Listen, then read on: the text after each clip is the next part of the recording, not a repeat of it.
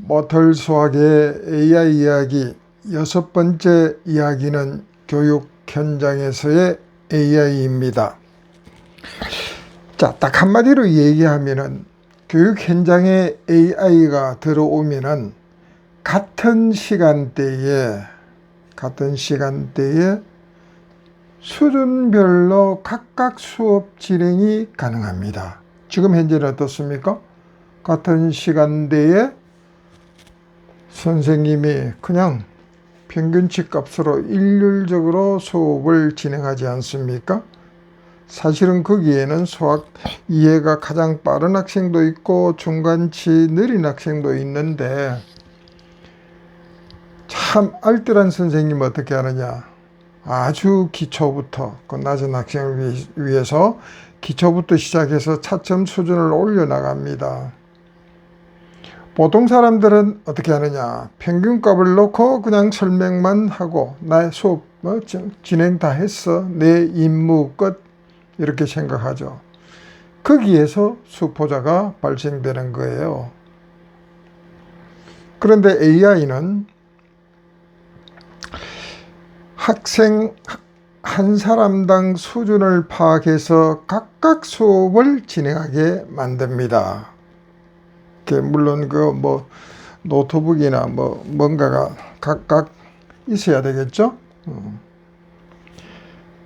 자, 그러나 이 AI는 교사 대체제는 절대 아닙니다. 교사와 AI가 이상적으로 역할을 분담을 해야만이 가능한데 교사의 역할은 AI가 하지 못하는 거예요. 학생의 수업 태도를 잃는다. 포기 직전에 그 신호를 AI는 감지를 못해요. 교사 몫입니다. 이 아이는 여기서 상처를 받았다? 그러면 이걸 복구를 어떻게 해야 될까? 이런 판단. 그 다음에 공부를 계속하게 만들어야 되잖아요. 학교니까. 그래서 격려, 그 다음에 정서 관계나 여러 가지 관계가 있죠. 그리고 더 나은 것을 위해서 방향을 제시를 한다 할지, 이건 순수한 교사의 역할입니다. 그럼 AI 역할은 뭐냐? 교사가 힘든 거, 할 수 없는 거, 개인별 진단. 자, 같은 시간대 10시부터 10시 50분 사이 가령 수학 수업을 하는데 그 한 사람 한 사람마다 어떻게 다 진단을 합니까? 그 다음 AI는 무한적으로 반복 설명이 가능합니다. 이건 그야말로 무한대죠. 한번 들어가 이해가 안 되면 또 듣고 하는 거죠. 그 다음에 AI는 이렇게 설명했는데 잘 안 된다.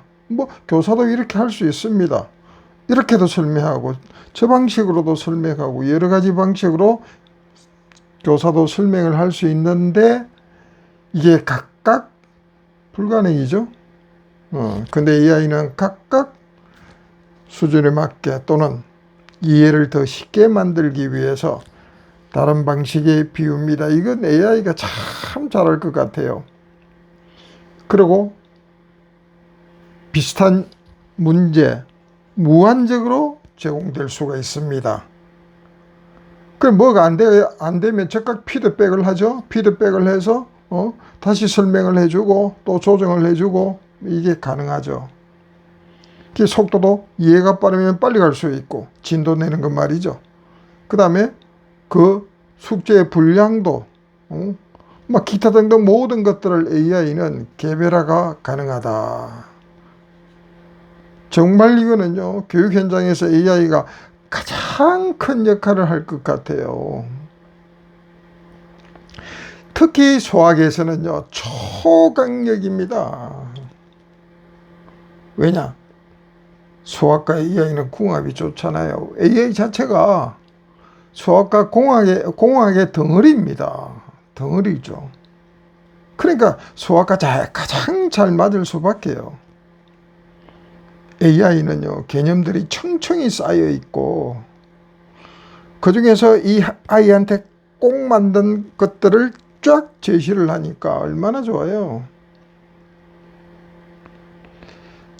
자, AI는 어디서 틀렸는지를 집요하게 추적할 수 있고 같은 개념을 다른 표현으로 무한히 재생산할 수도 있어요. 수업이 평균을 위한 것이 아니라 개인을 위한 것이다. 이게 우리 교육의 꿈이잖아요. AI는 아이를 가르치는 기계가 아니라 교사가 아이를 더 볼 수 있게 시간을 주고 자기는요, 자기 방식에 맞는 그런 수업을 도울 수가 있다. 수학 교육 현장에 AI가 투입이 되면은요. 자, 여태까지는 어떻게 했습니까? 교사가 설명을 하죠. 그리고 전체 연습을 시키죠. 그럼 일부 나오가 반드시 생깁니다. AI가 보조되면 어찌 되느냐? 교사가 핵심 설명을 하고 AI가 개인별로 분리를 해서 교육을 맡습니다. 그럼 교사는 돌아다니면서 판단을 해주겠죠. 그리고 이건 이렇게 해라 개입도 하겠죠. 즉 관찰자 플러스 개입자로 교사가 바뀝니다.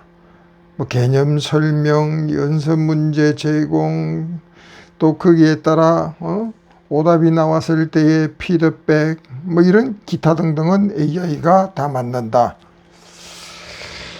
수학 수업에서 가장 핵심적인 활용 세 가지입니다. 5개념 추적은 AI가 담당을 합니다.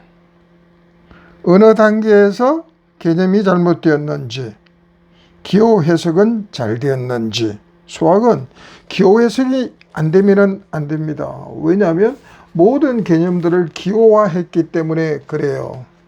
그래서 플러스 개념, 마이너스 개념, 더하기 개념은 당연하고 여러 가지 등장하는 시그마, 인테그랄 많잖아요. 그런 기호 해석들이 잘못되면 수학은 안 되죠. 그게 핵심인데 개념을 공식으로만 외웠는지 그것도 AI가 담당을 합니다. 자, 그 다음에 두 번째는 설명 방식을 나눕니다. 아이마다 각각 다르게. 이거 쉽지 않습니다. 실제 보면 인간도 교육 현장에서 아주 노하우가 10년 이상, 최소한 10년 이상은 돼야만이 이렇게 설명했는데 애들이 이해를 못해. 표정 보면 알잖아요. 표정 쳐다보면 애들이 이해한다 안 한다 알 수 있단 말입니다. 자, 그래서 그 아이가 이해가 안 되는 부분을 캐치를 해서 이렇게 설명하면 되겠다 해서 다른 설명을 해야 되는데 그 아이가 참 쉽지가 않아요. 근데 AI는 아이마다 다르게 그 설명이 가능하다. 즉 설명도 말로 설명하면 이해되는 아이가 있고요. 그림을 그려줘야 이해가 되는 아이가 있거든요. 그 다음에 숫자로 예를 들어 설명을 해야 이해가 되는 아이도 있단 말이죠. 이게 AI가 가능하다 이 말이죠.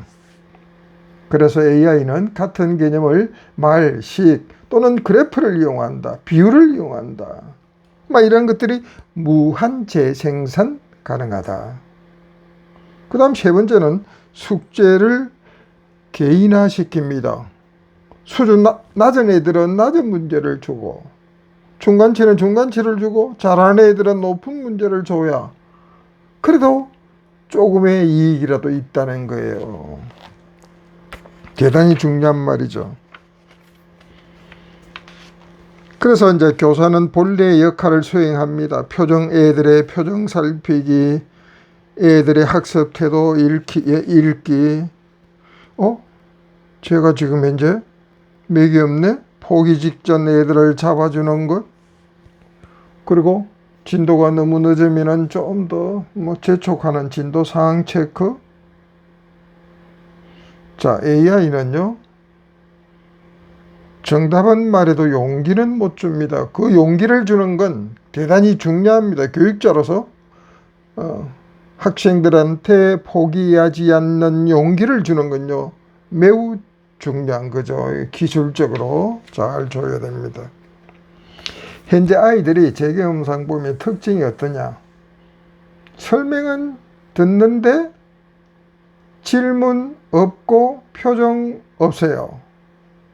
그리고 선생님 앞에 자기가 틀리는 건 소위 쪽팔려. 그게 두려워합니다.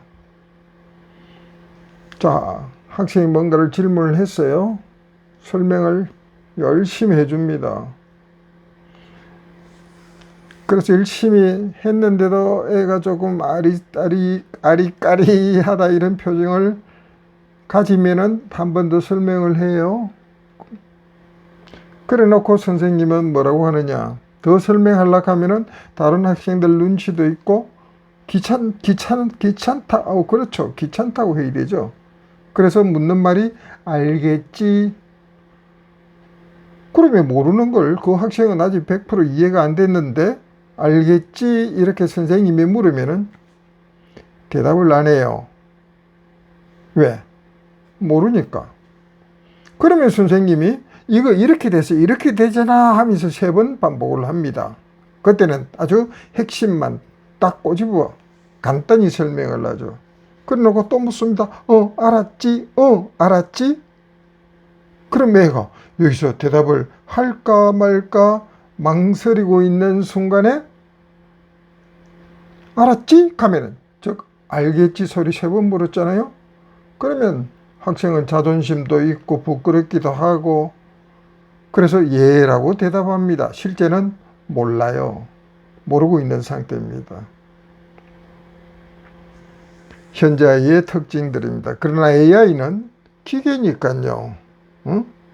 부끄러움도 없잖아요. 자존심도 없잖아요. 자기가 틀려도 부끄럽지 않고 여러 번 틀려도 AI는 화내지 않습니다. AI가 화를 내는 건 절대로 없습니다. 욕을 해도 화를 안 해요. AI는. 밤늦은 시간에도 같은 톤으로 여러 번 설명이 가능하고 집에 가서 노트북 들고 집에 가고 설명을 들을 수 있고 그야말로 연습 상대로는 최고예요. 최고.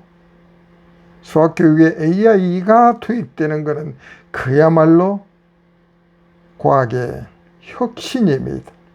교육의 혁신이자 목표죠.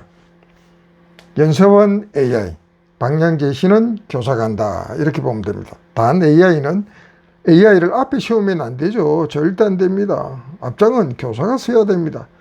AI를 항상 교사 옆에 두고 보조 수업만, 즉 도구로 써야 된다. AI는 아이를 똑똑하게 만드는 기계가 아니라 교사가 아이를 포기하지 않게 여유를 갖게 하는 도구이다. 이런 얘기입니다. 자, 교육 현장에서는요, 평균을 가르치지 않아도 되게 만듭니다. AI가 들어오면. 낮은 학생들은 무한 반복으로 차츰차츰 탈출할 수 있게끔 도와줄 수 있고, 중간 애들은 개념을 재구성시켜서 개념을 탄탄히 만들어줄 수 있고, 상위 그룹은 더 확장된 형태로서 발전시킬 수 있는 게 AI 교육입니다. 즉, 같은 교실에서 같은 시간에 각자가 자기 수준에 맞는 다른 학습이 가능합니다. 이게 교육의 핵심이고 목표입니다. 그러나 경계해야 할 점도 분명히 있습니다. AI가 더 잘하니까 선생님은 필요 없다. 이건 절대 아닙니다. 이를 무시하면 그 순간 교육은 성장이 사라진 훈련장밖에 안 돼요. 문제 푸는 그런 훈련장밖에 안 됩니다. 그 문제 뭐하게요. 우리가 수학 문제를 푸는 것은 사고력과 이해력을 증진하는 데 목표가 있는 거지. 그 이상이 아닙니다. 늘 의심하고 사유하고 자 질문을 해야 됩니다. 이럴 때 AI는 도구로 영원히 남아있을 수 있다. 이렇게 볼 수 있죠.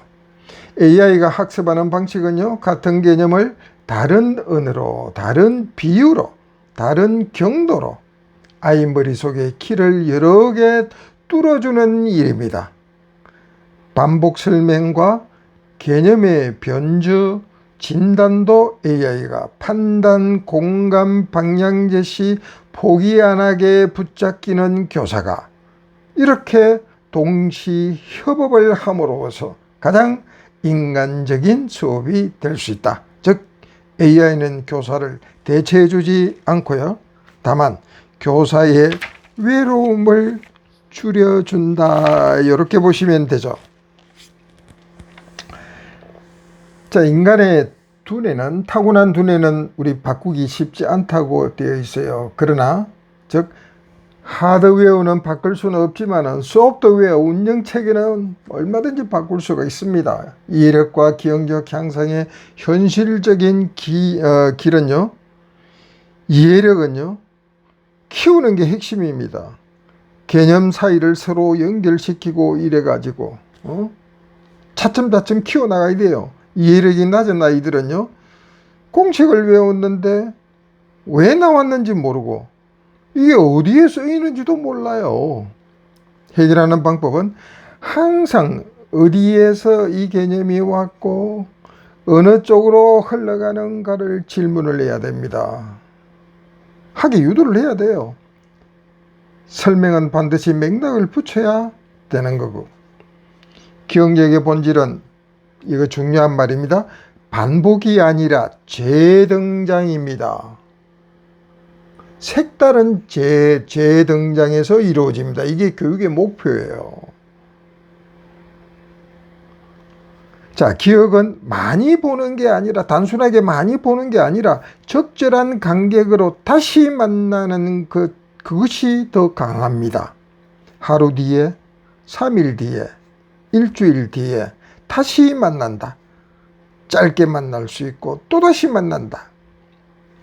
두뇌를 바꾸는 가장 강력한 자격은 제 경험에서 성공경험입니다. 성공경험. 한 문제라도 좋아요. 자기 스스로 몇 시간이 걸려도 풀었다.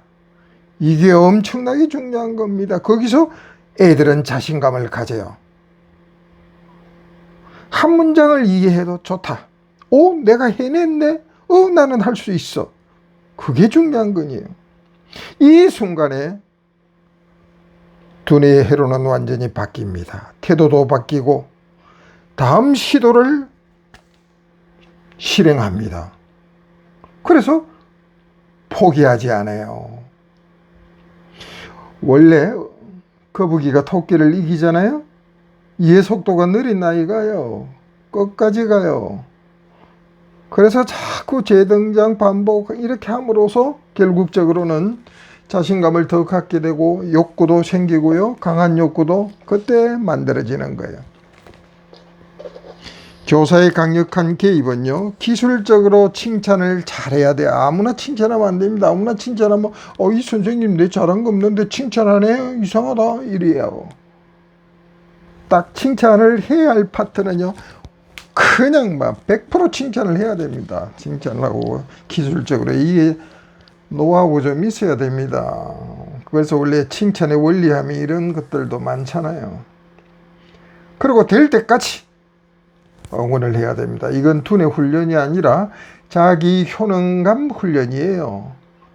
효능감이 생기면은 기억 전략이 생기고 이해를 포기하지 않고 질문이 늘어납니다. 질문하지 않는 학생은요, 발전이 없어요. 절대로. 영리한 애들 보세요. 어디를 가도 부모한테 귀찮게 질문을 하잖아요. 그런 애들이 영리하고 공부도 잘하고 사회에서 성공하죠. AI가 도울 수 있는 건 뭐냐? 포기 지점을 늦출 수 있는 거예요. 자꾸 반복을 시켜가지고 너는 어떻게 가능성을 만들어가죠. 반복 설명하며 다른 표현으로도 설명을 하고 그 속도도 조절 가능하고 실패의 부담도 제거시켜서 나는 안 된다가 아직은 할 수 있다, 이걸로 바뀌는 거죠. 그 AI가 얼마나 큰 일을 할까요? 두뇌가 끝까지 쓰이게 만들어야 돼요. 교육자는 포기 않게 만들 책임이 있다. 수학화되면 수포자를 만들면 안 됩니다. 모털 수학의 목표잖아요. 수표적 없는 세상을 만드는 게. 그리고 학생들은 포기하지 않으려는 태도를 가져야 합니다. 학생이니까 자기의 본분을 다해야 되잖아요. 자, 실제 공부하는 학생 사람들의 가장 적이라고 하는 망각은요, 이거 의지의 문제가 아니라 두뇌의 작동 방식입니다. 에빙하우스가 기억을 고정된 정보로 인식을 해가지고 여러 가지 이론을 펼쳤습니다. 망각이 현대적으로 정의를 내보면요, 우리 살아가면서 사회생활 할 때 스트레스 많이 받잖아요. 이건 불필요한 이게 기억입니다. 이런 것들을 제거를 해야 되죠. 그래서 조물주가 인간을 만들 때 망각을 집어넣은 게 스트레스 받지 마라, 이거였는데, 그리고 망각은 요즘 중요한 것만 딱 남기죠. 그리고 망각은 가부화를 방지를 시킵니다. 망각은 기능이지 결함이 아니에요. 문제는 무엇이 버려질지, 무엇이 살아남을지, 이걸 학습자가 통제할 수 없다는 데 있습니다. 자, 현대 개념의 교육의 진화는 이렇습니다. 반복보다는 아까 얘기한 재등장입니다. 반복은요, 똑같은 모습으로, 똑같은 맥락으로, 똑같은 자극으로, 그래가지고 계속적으로 하는 게 반복이에요. 근데 뇌는 어떻게 인식하느냐? 이건 지난번에 본 거야. 또 나오네? 귀찮게 대충 처리해 버립니다. 기억의 효과가 덜하다. 재등장은 뭐냐? 전에 거하고 다 약간 다른 맥락으로, 본질은 같지만은 약간 다른 질문으로, 또 다른 역할로. 그럼 뇌는 어떻게 인식하는? 이게 여기서 나오네? 야, 요즘 풀고 있네. 너가 거기서 왜 나와? 그 기억이 재구성된다는 거죠. 이는 단순 해상이 아니고요, 기존 기억을 꺼내고 현재 맥락과 다시 결합을 하고 새 의미를 덧붙여, 그래서 기억은 다시 저장되는 거예요. 이 과정에서 이해는 깊어지고 연결이 늘어나고, 우리의 적 망각의 학생들의 적입니다. 망각에 강해진다, 이렇습니다. 재등장의 간단한 예를 보면 중학교 1학년 때 비례식이 있죠. 이게 나중에 고등학교 1학년 함수로 재등장입니다. 반복이 아니고. 형태가 다르잖아요. 도형의 닮은 비가 나중에는 삼각비로 재등장하고, 거기서 삼각함수로 또 재등장합니다. 미분이 나중에는 최적화 문제로 재등장합니다. 이거는 대학 수준이에요. 이러한 것들은 반복이 아니라 성장한 상태에서의 재회다, 이렇게 볼 수 있죠. 자, 망각은 막는 대상이 아니라 설계해야 할 대상입니다. 교육자는 등장한 개념을 언제 어떤 모습으로 다시 만나게 할 것인가를 항상 연구하고 학생들에게 제시를 해야 합니다. 이게 훌륭한 교육자예요. 기억은 반복으로 남지 않고 재등장으로 살아남는다. 재등장에는 여러 가지 형태가 있습니다. 분산학습, 인출학습, 다시 꺼내서 공부하는 거. 분산은 나누어야 됩니다. 그 시기를 갖다 잘 잡아야 돼요. 잘 나누어서 이렇게 해가지고.